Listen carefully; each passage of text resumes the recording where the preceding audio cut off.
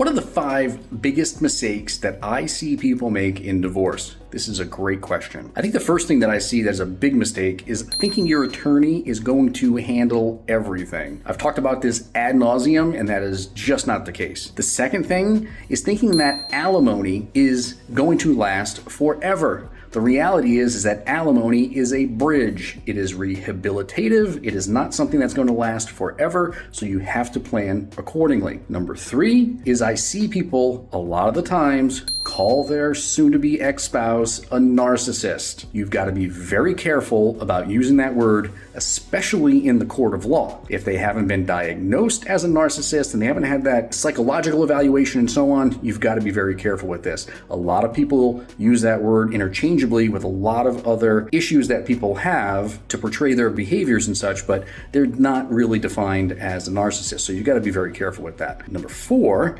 is keeping the marital home even though it is not financially feasible.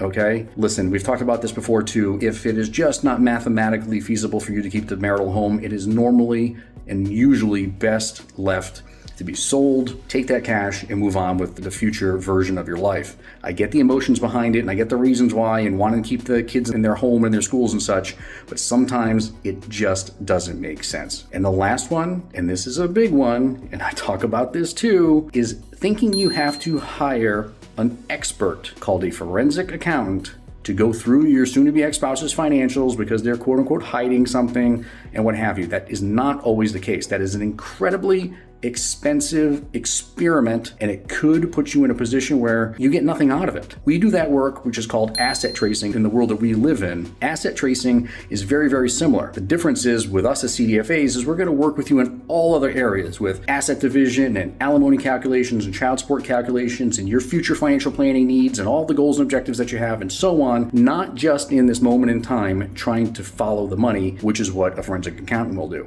So I think those are the 5 biggest mistakes that I see. Leave a comment below and let me know what you think should be added to this list.